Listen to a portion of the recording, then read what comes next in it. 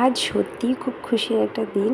মানে অনেক দিন পর শ্বশুর শাশুড়ি মা এসেছে আর আমার থেকে মেয়ে তো ভীষণ খুশি। তো চলো সম্পূর্ণ ব্লগটা দেখতে থাকো, দেখলেই তোমরা সব জানতে পারবে। Hello my friends, welcome back to my channel. আজ হচ্ছে অমাবস্যার প্রথম দিন। তো যেহেতু অমাবস্যাতে খুব সকালবেলা উঠে স্নান করতে হয়, তো আমিও খুব সকালবেলা উঠে স্নান দান কিন্তু খুব কমপ্লিট করে নিয়েছি। আর ওই যে আগের দিনে দেখালাম খাড়া পাতাটা, ওইটা রাতে সিদ্ধ করে রেখেছি, এই প্রথমবার খাচ্ছি। না যাক, খেতে কিন্তু ভালোই লেগেছে। তো ওইটা খাওয়া দাওয়া কমপ্লিট করে কাপড় চোপড়গুলি এখানে ছড়িয়ে দিয়েছি, আর কিছুটা রেখে দিয়েছি বালতিতে, ওইটা ছাদে দিয়ে আসবো। তারপর দেখো বসে গেছি আলতা পরতে। আর আলতা পরতে আমি কিন্তু খুব ভালোবাসি, কিন্তু যেন আমার পায়ের ওই জায়গাগুলি জানি না কেন আলতা পরলে ফেটে ফেটে যায়। তো সেই কারণে আলতাটা খুব কমই পরা হয়। যখন বাড়িতে থাকতাম প্রতি বৃহস্পতিবারই কিন্তু পরতাম, তো এখন খুব একটা পরা হয় না আলতা। তো এখন অমাবস্যাতে তো খুব সাজুগুজু করতে হয় সুন্দর করে। তো সেই কারণে ঘুম থেকে উঠে স্নান দান সেরে একদম আলতা টালতা পরে নিলাম। আর দেখেছো তো মেয়ে সব কিছুতেই সর্দারি করবে। আর আলতা পরতে পরতেই এমনি মানে মা ফোন করলো, যে বলল আমরা আসছি। যেহেতু আমি অনেক দিন যাবৎ বাড়িতে যেতে পারছি না, আর এই সপ্তাহ বাড়িতে যাইনি কারণ শরীরটা খুবই খারাপ। তোমাদের অনেক দিন বলছিলাম, যেহেতু শরীর খারাপ কারণে মা বাবুকে বলছিলাম যে তোমরা আসো পারলে, আমি এ সপ্তাহ আর যাবো না। তো আলতা পড়তে পড়তেই ফোন করলো। তো তাড়াহুড়ো করে তখন প্রায় 10টার মতো বেজে গেছে। তাড়াহুড়ো করেই কিন্তু মানে একদম বাজারে চলে গেছি। তো যেই ফোন করেছে মানে ভাবলাম কি না, আগে বাজারটা করে আসি, তারপর তোমাদের না দেখাবো আমি। তো আমি ভাতটা বসিয়ে ভাতটা রান্না করে সোজা চলে যাই বাজারে। তো বাজার থেকে আস্তে আস্তেই মানে প্রায় 11:30টার মতো বেজে গেছে। বাজারগুলো একটু দেরি হবেই। তো মাছ নিয়েছি, আর আমি বাজার যেতে যেতে অনেকটা যেহেতু দেরি হয়ে গেছে, তো সেই কারণে বাজার মোটামুটি প্রায় বন্ধের মতো অবস্থা। আমাকে যখন ওরা ফোন করে যে আমরা আসি, তখন তো ওরা বাড়ি থেকে বেরিয়ে গেছে, বেরিয়ে ফোন করেছে। তখন আমি বকছিলাম তোমরা আগেই ফোন করতে পারতে, তাহলে আমি সকালবেলা ঘুম থেকে উঠেই বাজারটা করে নিতাম। তো যাই হোক, এই মাছ ধোয়া কমপ্লিট করতে করতেই কিন্তু মা বাবু চলে এসছে। তো খুব তাড়াহুড়ো করে আজ মানে দুপুরে রান্নাবাড়ি খুব করেছি। তো সেই কারণে আর কোনো কিছুই তোমাদের সাথে শেয়ার করতে পারিনি আমি। তো রান্না করেছি, ওখানে কাতলা মাছ এনেছি, মাছ দিয়ে ঝিঙে দিয়ে আলু দিয়ে রান্না করেছি। তারপর আর ঢেঁকি শাক ছিল ঘরে আগের দিনে আনা, তো ঢেঁকি শাকটাই রান্না করেছি। তো ভাবলাম কি না এখন এই দুটোকে রান্না করি। আর প্রচুর গরম পড়েছে, আজ খুব রোদ উঠেছে। তো গরমে এত খাওয়া দাওয়া করতেও ভালো লাগে না। তো দেখো মাছ ধোয়াধুয়ি করতে কিন্তু ওরাও চলে এসছে। আর সৃজা তো ভীষণ খুশি। তো তারপর আমি দুপুরবেলা রান্নাবাড়া কমপ্লিট করে তখন কিন্তু প্রায় 2টা কি 2:30টার উপরে বাজছে।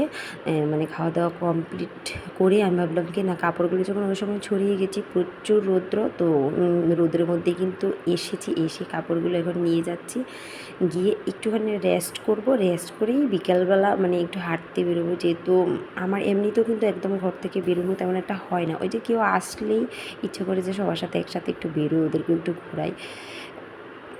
তো ছাদে তেমন একটা আমি আসি না, এই প্রথমবারই কিন্তু মানে কাপড় ছড়াতে এসেছি। ওই নিচতলাতে থাকি, তো 3তলার উপর উঠে এসে আবার কাপড় ছড়াবো, মানে ভীষণ বিরক্তি লাগে এই সিঁড়িগুলো ভেবে ওঠা আবার নামা, আর মেয়েকে নিয়ে উঠতে তো খুব কষ্ট। আর যেহেতু ওরাও আসবে, আমি বেশি কাপড় চোপড় হয়ে গেছে, তাহলে ছাদে দিয়ে আসি। কারণ সৃজাকে নিয়ে তো আর উঠতে হবে না, মা বাবু আছে যেহেতু, ওরা রাখবে সৃজাকে। তো সে কারণে ভাবলাম কি না, আজ কাপড়টা একটু ছাদেই ছড়িয়ে দিয়ে আসি। অন্য সময় আমার কাপড় বেশি হয়ে গেলে আমি ঘরেই ছড়িয়ে দিই কিছুটা কাপড়। তো যাই হোক, ছাদ থেকে কাপড় নিয়ে আসার পর ঘুম থেকে উঠে বিকেলবেলা এ তো পেঁপে এখন কেটে নিয়েছি, বাড়ি থেকে পেঁপে নিয়ে এসেছিলো। তো কী কী এনেছে তো সেটা তোমাদের সাথে দেখানোই হয়নি, বলছি। এটা আমাদের গাছেরই পেঁপে, যেহেতু অনেক দিন ধরে বাড়ি যাচ্ছি না, তো সে কারণে মাও ফোনে বলছিল অনেকগুলি পেঁপে নষ্ট হয়েছে, মানে কে আর খাবে, অনেক বড় বড় পেঁপে কিনতে হয়। তো সেই কারণে আমি বললাম কি যেটা এখন পেকেছে একটু বেশি মজে গেছে, তার বলছি নিয়ে আসো, এখানে মানে একসাথে খাওয়া হয়ে যাবে। তো তারপর আমরা মানে পেঁপে খেয়ে ঘুরতে বেরিয়েছি। ঘুরে আসার পর সন্ধ্যে তখন 6টার উপর বেজে গেছে। বাবু বলছিল থাকবো না, চলে যাব, যেহেতু বাড়িতেও কেউ নেই। তো ওরা রেডি হয়ে কিন্তু বেরিয়ে গিয়েছে, একদম অর্ধেক রাস্তায় চলেও গিয়েছিলো, কিন্তু নাতনির কান্না আর যেতে পারিনি। আমি আবার ওদেরকে ফোন করি তোমরা আসো, হয়তো তোমরা এখন থাকো, কারণ মেয়ের সামনে দিয়ে যাওয়া যায় না, খুব কান্না করে। তারপর আর কি নাচিয়ে কান্না দেখে ঠাম্মি দাদু তো আর যেতে পারেনি।